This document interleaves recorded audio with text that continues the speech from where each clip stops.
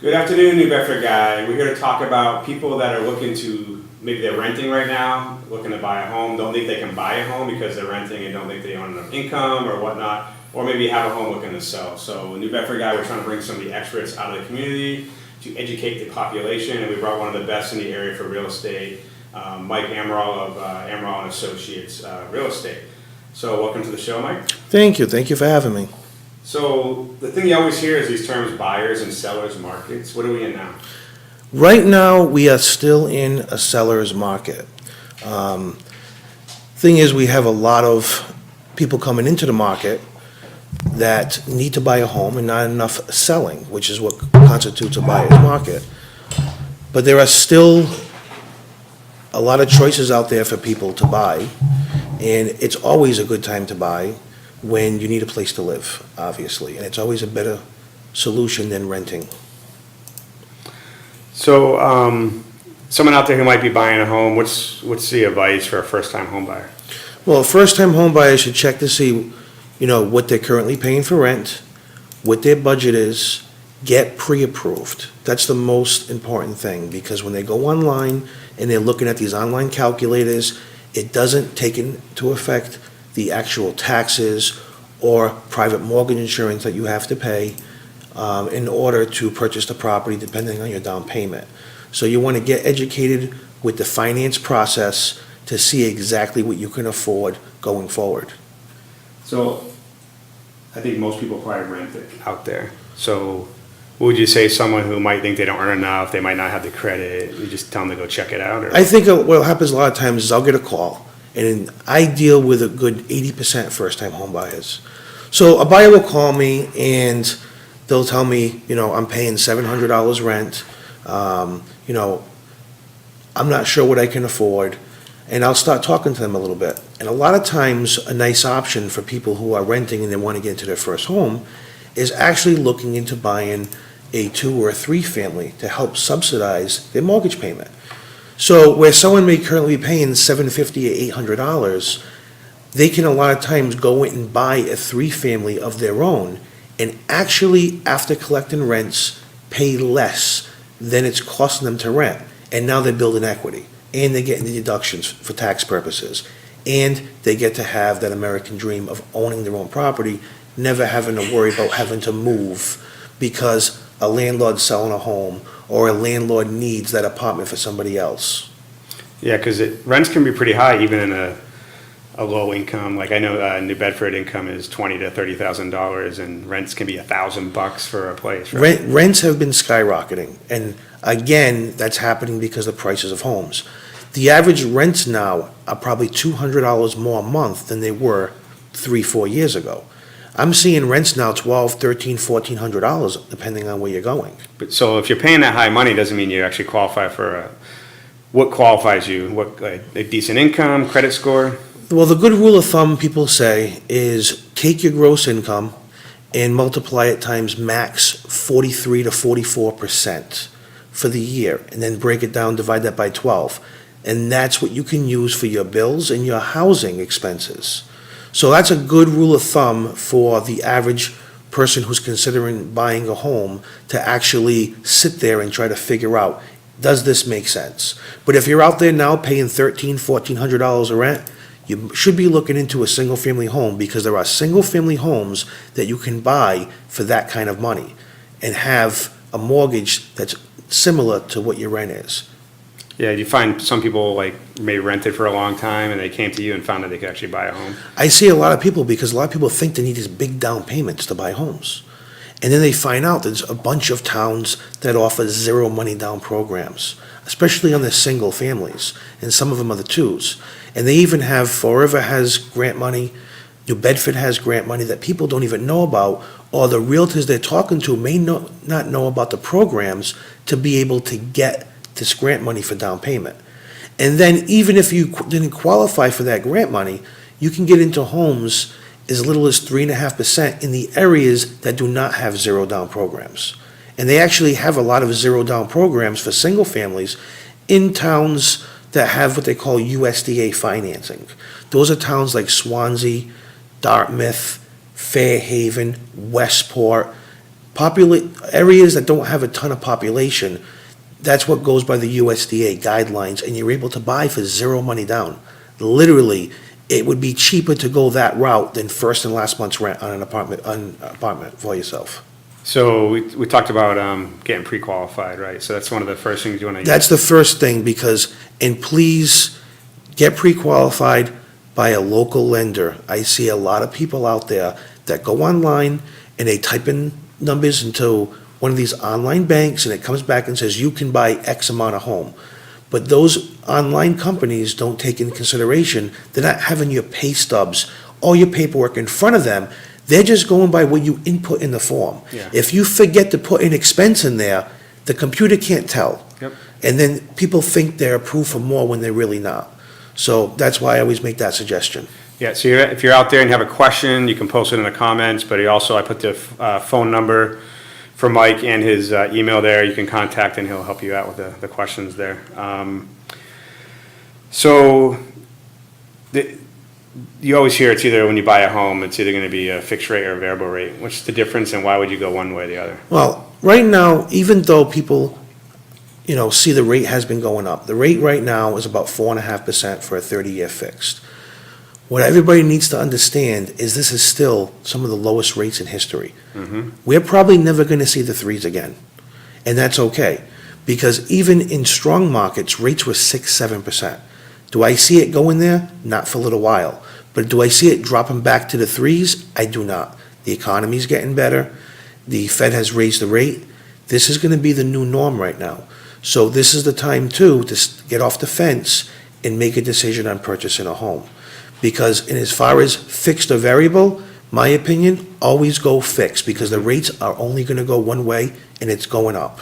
Yeah, because if you get in a variable and it ends, people go move over to a fixed, but then you got to pay that cost, right? New closing. Well, what I tell people all the time is, if you need a variable rate to qualify for a mortgage, in other words, I can't afford this $300,000 home without starting at 3.5%. Maybe you're better off buying a less expensive home and taking the fixed rate, because fixed is exactly what it means, fixed, and it gives you that security to know that, listen, this is what I can afford now, this is what I can afford later. I don't have to worry 2, 3 years, 5 years from now that I have to sell my home because the rate went up and I can't afford the new payment. So like 10 years ago, before it was about 10 or so more when the bubble happened, anyone was getting loans, right? And the rate was 6%. Yeah, so how is it today? Is it easy to get a loan? Is it pretty hard? It's definitely harder. See, back when the bubble happened, the issue with that was they had a lot of stated mortgages. And what that was is the bank would ask you, how much do you make? How much do you have in the bank? Your credit score is good? You're done. Here's what you can afford. And a lot of people back then, the truth would be, they weren't honest. Mm-hmm. So, but the bank said, you tell us what you make and I'll base it on that. They don't do that no more. It's full documentation, okay? The banks learned their lesson. They're the ones who set the rules, we just follow them. Yep. It's full documentation on everything. So the actual foreclosure rate has dropped dramatically. We still have foreclosures hitting the market today from 2006, 2007. But the actual homes going into foreclosure since the correction is very minimal. So Lee asked, do you think inventory will pick up in the next couple of months? Well, I can tell you that I think it's going to definitely pick up a little bit, but the homes aren't going to last. And how can I tell? Because I have an office of 67 agents and I can see what they're getting. But I also know when it hits the market, it's going. And the reason is, obviously, right now we have a big influx of millennials purchasing. The days are different today. A lot of the kids are getting out of college with good jobs. That's great. That means the economy is doing wonderful. 10 years ago, the average person couple in their 20s, you'd be lucky if they're making $60,000, $70,000 together.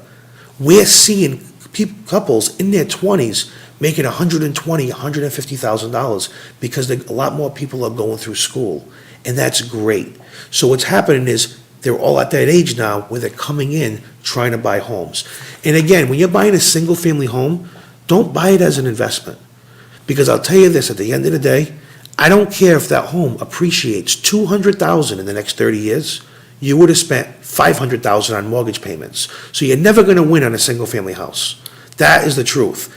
Buy it because you want a place to live, you want to own your own property, and buy it within your means, because nothing is better than actually owning your own home. So Andy Colbert says, all great programs, but nothing right now, but renos and foreclosures are available for $1,200 a month, though. I've been looking for 2 months now, pre-qualified and ready. There's just no availability. You have to think outside the box. You also want to make sure on these foreclosures that you're with the right mortgage program. And you want to make sure if you're a first-time home buyer, you're going with a 203K financing. Because what's happening now is there are a lot of investors paying cash that beat out mortgage all the time. And no regular mortgage company will finance these foreclosures because, yes, some of them are cheap, but I have yet to find one that's moving condition. Everyone is wrecked, and that's the condition they're in. But we do have inventory. I'd be glad to help him. Whatever they need, they can contact me. And there are more stuff coming in the spring. And there are some other stuff that's on the market that it still is a little overpriced, because what happens with sellers is if one house sold for $300,000, they have the same house, they want $310,000. But they're getting realistic because rates are changing and people are starting to price homes to sell. So with the rate going up a little bit, I think you're gonna find a lot more properties priced accurately from the beginning. So I pull out my magic wand, I make Mike Amaral 18 again. You're gonna go buy your first home. You recommend like a multifamily? My first home was a multifamily. Okay. You know, I live for free. That was great. I You get to might make save money too. Sometimes you actually make Exactly, money. and I got to save a lot of money, and that is what got me into my single-family home. And I'll tell you this, my biggest regret was selling that first multifamily, because I'd be a very wealthy person today by keeping it. You never go wrong with investment property, ever. Okay, so big thing is down payment. So a lot of times I know there's programs with no down payment, but what's a good rule of thumb for buying your first home? First home, good rule of thumb, single, 2, 3, 4, you have the FHA product. Okay, FHA product will go down to a 620 credit score. FHA product will allow you as little as 3.5% down. Closing costs you can roll into the mortgage. So you only have to have 3.5% of the actual purchase. So if you purchased a home for $200,000, it's about, was it $7,500 or so? Yeah. To put down for a down payment. That's all you need to come up with. So guess what? It's tax time. Start saving your pennies and look to use it for a down payment on a home. Yeah, plus if you have a decent down payment, then obviously your mortgage payments are lower, right? Well, to be honest with you, these days, it doesn't make sense to put a ton of money down. And I'll tell you why. Once you put down the minimum required, unless you're gonna put down 20% to avoid what they call PMI insurance. With the mortgage insurance thing? What that is that's mortgage insurance to back the first 20% of equity on a home in case you went into foreclosure. If you're not gonna put down 20% and you're gonna put down 5 or 10, you're better off putting down the minimum, because every $10,000 you put down after the minimum is only saving you $45 a month. So I tell people, would you rather have $10,000 in a rainy day fund or $45 a month cheaper? I choose the rainy day fund every time. Yeah, true. So a lot of the mortgage calculators are pretty good. They'll include the taxes and all the other costs. But they don't include the PMI. So what are some of the surprises people out there might, besides the mortgage, what are other costs associated? Taxes, right? You have your mortgage, you have your taxes, PMI insurance. If you didn't pay the 20%. Correct. Water bill. You know, obviously you have your utilities, and you gotta remember, there's gonna be maintenance down the road. So you don't wanna make it so tight that you have no money for maintenance, because then what happens is your home will never keep up to date. So Especially if you're renting, right? If you're Correct. renting the second and third floor, you need to be maintaining. And what I tell people all the time too is when I have new buyers that come and sit with me, because I actually sit with buyers at my office, and I figure out all about them. And when someone tells me I'm paying $800 a rent, I'm pre-approved for $1,500, but I don't have any money in the bank, the first thing I tell them is, listen, we're gonna do a little test. For the next 2 months, I want you to pretend you're paying $1,500, because you wanna make sure you can have that lifestyle so it doesn't come as a shock when you do purchase that first home. And it seems to work. Yeah. And there's insurances out there. How's like hurricane and that stuff going right now? Is it pretty high or? For homeowners insurance? Yeah. The average homeowner's insurance on a single-family home is probably about $1,000, $1,500, correct, for a multifamily. And when you get pre-approved, they're gonna give you what you're good for, and they're gonna usually base taxes and insurance on it, but keep this in mind. When you do get a pre-approval and they give you, you're pre-approved for $250, it's gonna cost you X, they're using standard tax, standard insurance. Every home is different. So you actually have to look at every home and figure out what the taxes and insurance portion of it is to figure out what your monthly payment is. But that's when a realtor gets involved.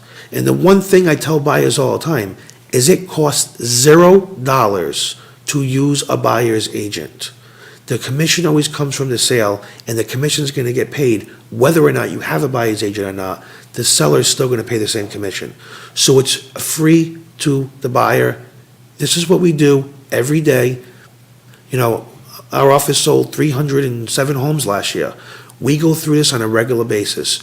Use us for what we know to give you the education on the biggest purchase of your life. Yep, you just joined. I'm with Michael Amaral, Amaral Associates Real Estate, based out of Fall River, but your locations are pretty much South Coast, right? We cover the, South Coast Mass. We have an office in Taunton, Fall River, and actually one in Warwick, Rhode Island. I have agents all over the New Bedford market, Fall River market, Taunton market, and all throughout Rhode Island. So Lee asked, there's a lot of websites online, obviously. Do you find Zillow is an accurate way to price your property? Zillow is definitely not an accurate way, because all Zillow does is take the sales that happen in the area, average the square footage, figure out what that is, and then come up with a multiple and base it on what the current square footage is. It doesn't understand that this home was a 3-family, this home was a single. This home had a kitchen from 1920, this home is brand new. So Zillow, Trulia, all these different websites, how they work, just to let everybody know, is there's one MLS system that the realtors use. So for example, my office belongs to MLS PIN in Massachusetts. So they have a feed that takes our listings and then puts it on their website. So the realtors know about it first, and the realtors actually control what goes on Zillow, because we have a portal that says allow or don't allow. And a lot of realtors don't even allow their stuff to go on that. I do, because I want them to have maximum exposure for all our clients. But that's the issue with Zillow, is it's not as accurate, because it's just based on square footage of the actual home and not the actual condition, because it's a computer and they can't hop in the house and look at it. What do you think about the town or city assessments on the values? I find a lot of times they're trying to pay their tax bills, so they raise prices or. Well, here's what I think is funny about that, because back in the day, the assessments would be like 120 grand, right? And people would say, I want 240 for my house, and they'd get it.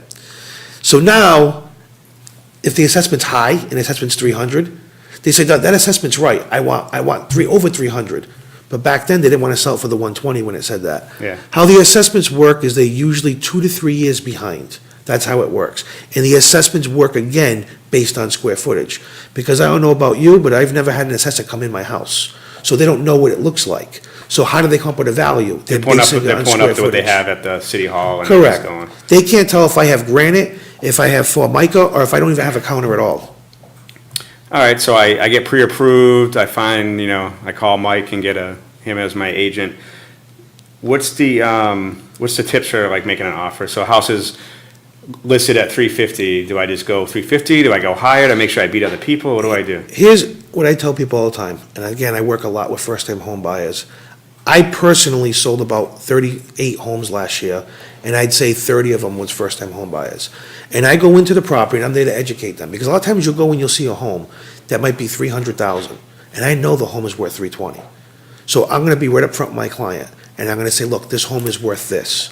Now, forget about what they're asking for the home.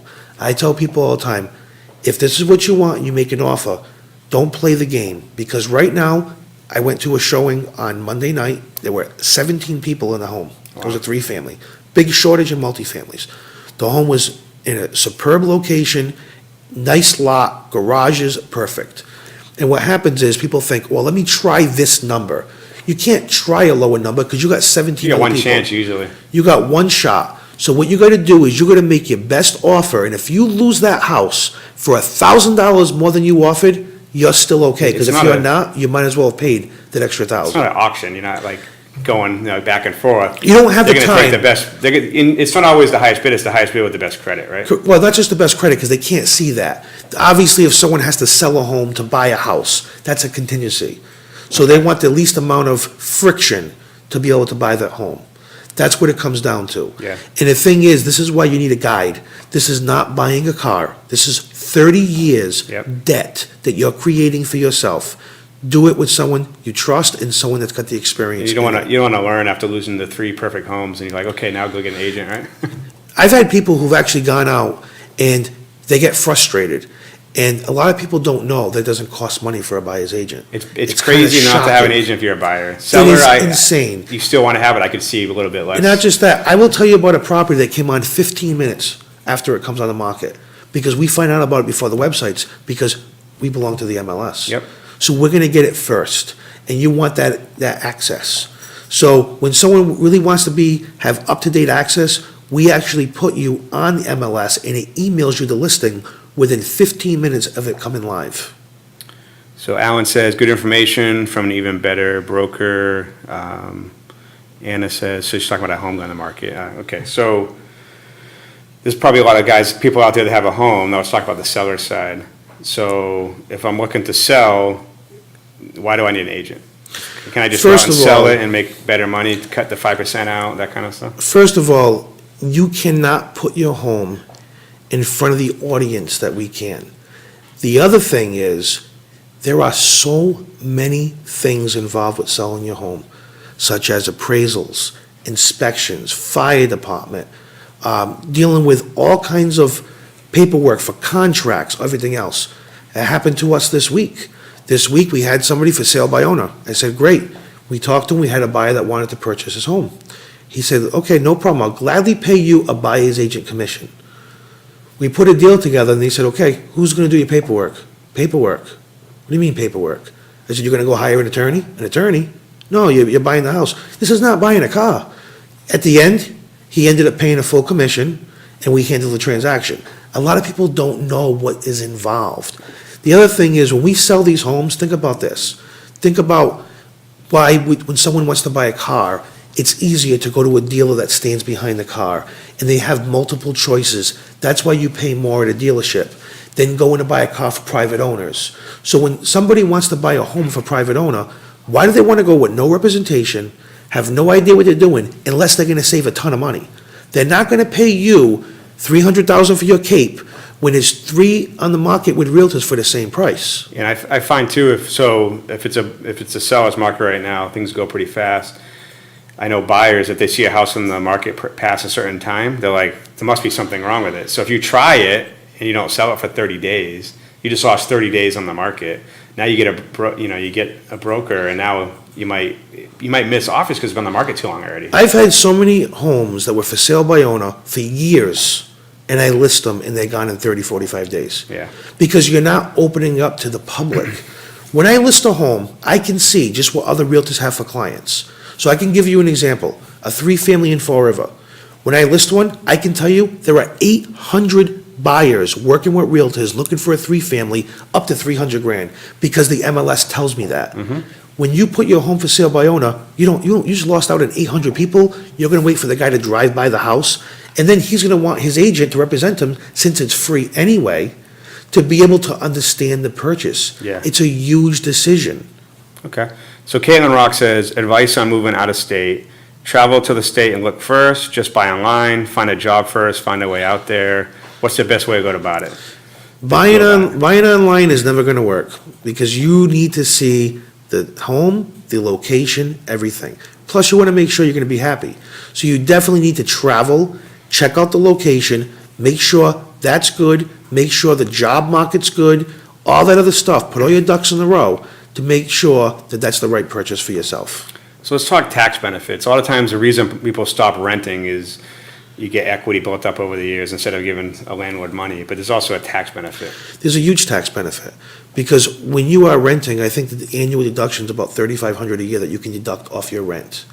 But on a home, you can deduct the entire mortgage interest and the taxes. So now you're deducting $15,000, $18,000 a year.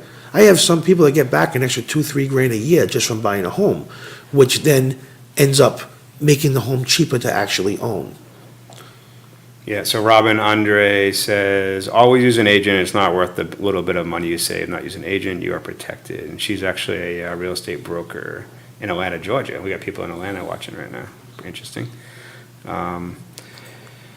So it's 2018. Happy New Year. We're in February already. I can't believe that. But is 2018 a better year to buy a home, even though you said it's a seller's market, than 2017? Well, I think in 2018, you're going to see sellers be a little bit more realistic with pricing because they know the interest rate's going up. How do So they buyers know? will get a better deal then this year? Well, what it is buyers are trying to get off the fence right now. They see the rate going up, they're coming out. Sellers want to make sure they still get decent money for their home without being greedy, okay? Because they know the interest rates are going up. What happens when the interest rates go up, I'll tell you right now. It happened to me this week. I had a property. The people were approved for $425,000. Everything was fine, but the problem was they were approved for $425 2 weeks ago when the interest rate was 4%. Now, they're only approved for $390 and now cannot buy the home they want. So now these sellers are going to be more realistic too on their pricing going forward because they know the average buyer, because of the interest rates, are actually dropping out of their market a little bit. Yeah. Because it's getting tighter that way. So instead of them saying, oh, let's try for $20,000, they may not. They may list it right from the first time. And this is the time to come out and purchase because the beginning of the year, you're going to get all your tax benefits for the year. You're also going to get tax benefits on the closing cost, everything else. And the rate, it's still some of the lowest rates in history at 4.5%. So if you just joined in with Michael Amaral of Amaral Associates Real Estate, based in Taunton, Fall River, in the South Coast area. Actually, I'll jump to this question first. So Annie says, my neighbor says I should look to rent to own listings. Are they always a bad deal? Honestly, I'm very against the rent-to-own. It's like rent-a-center? Well, here's how the rent-to-own works, and I'm going to be honest, because that's what I am. I can't sell my house for $300,000. I can't sell it, because you know why? Because it's not worth it. It's probably worth $250,000. But this person wants to rent-to-own it. So I sell for $300,000. So I'm going to sell for $300,000. They're going to make me payments. They're going to work on their credit or whatever they got to do to be able to buy it, and I'm guaranteed to get $300,000 because now they're obligated because they're stuck there. If it's a matter of trying to fix your credit first. If it's a matter of down payment, there's tons of programs with zero down. Give me a call. I'll be glad to help. So here's a question, and a lot of times it's for people who outright own their home or they're older owners that have a lot of equity, reverse mortgages. So are they bad, good? What's the story on those? I've heard both. See, what I see reverse mortgage come in handy for is, you know, you're 65, you're 70, your home is paid for, you're very independent, so you don't want to leave it, but you don't have the income to live there. So what happens is in a reverse mortgage is, say your home is worth $300,000, the bank will come out, and maybe they allow you 80% loan to value. So what happens is, they come out $240,000, and they will pay you each month. Now, after you pass, they will sell that home, pay off what you owe, and the rest will go to your heirs. That's how that works. So I hate to see the fact where if people are very independent, having to leave their house if they can't afford taxes, insurance, and regular living expenses. That's when that could be an option. Okay, so let's talk about Amaral Associates. So tell me about the company. How long have you been in business now? Amaral Associates has started in 2002. And since then, we've grown to 67 agents in 2 states and 3 full-time support staff in our office. How many brokers? We have 67 brokers right now. And they're available 7 days a week. And my staff is there to help all the agents succeed. So let's go over your locations. I know you said Fall River and I Taunton. have an office in Fall River, Mass. on Quarry Street, 189 Broadway in Taunton, and 911 Warwick Ave in Warwick, Rhode Island. So what makes you different than everyone else? I think the biggest thing with that is the way we run our business. I tell people all the time, you are not hiring a one-man show. These days, a lot of agents who work for companies have to list your home, market your home, do all the paperwork on your home, and really are doing everything, and that's not possible. How do you go out and work for your seller, work for your buyer, and find the time to do everything else? You end up lacking in that department. With my office, we have a dedicated marketing department. We have a dedicated admin that handles paperwork. We do that so this way, the sellers' homes are advertised properly and consistently across the board to allow our agents to do what they do best, and that's go out there and help sellers sell homes and buyers buy properties. Okay, so I'm with Mike Amaral, Amaral Associates in Real Estate. If you're renting and you feel like you're paying too much money, consider and go out and buy a new home. I know there's a lot of programs out there. There's still, when I first bought my home in Hawaii, is there still a lot of programs out there for first-time homeowners? Like There's first tons. time to buy a home? That 3.5% down is a first-time home buyer program, or somebody who You has. said a- FHA? What is Correct. that? Well, it's backed by the government, Yeah. because what happened, obviously, that is one of the biggest products we're using to be able to get you in with only 3.5% down. Okay. USDA is another first-time home buyer product. What about VA? I know I got a VA certificate. VA is great. VA is zero money down, any way you want to buy. And I'll give you another one, Rhode Island Housing. In Rhode Island, zero down in the whole state, as long as you qualify. So you do Zero Rhode Island money and down. Massachusetts? Correct. Okay. And that's huge. Think about that. For less money than first and last on an apartment, you can buy a house. Yep, so I'll summarize real quick, 'cause I think it's important out there, because a lot of people are renting right now, they don't think they can own a home. You can, there's programs out there, guys like Mike, experts in this, you can call them, email, get the process started, because if you're paying $1,000 a month in New Bedford or Fall River or Rhode Island, something like that, you can easily bring it down much lower and actually make money potentially renting out to people. Maybe renting is not your thing, but you can still find a home that you can buy and pay much less than $1,000 a month and own your own home, right? So that's kind of a good. There's just a lot of options out there. Yeah, so don't keep paying rent and thinking just because you might have low credit, guys like Mike can help you on the process and say, well, these are things you can do to fix your credit, these are things that you can do, And give you good advice. And actually, we partner up with different lenders, and we will bring somebody like that to them, and they will help them and show them what to do. So we always have people at any given time working with our preferred lenders, and what they're doing is they're actually helping them over the course of a couple of months, get them in a position to be able to buy. And that's some of the service we do for our clients. Okay, great. So this show is kind of a precursor. We're going to do a real estate show on Fridays with Paul Chase, so we'll announce that here.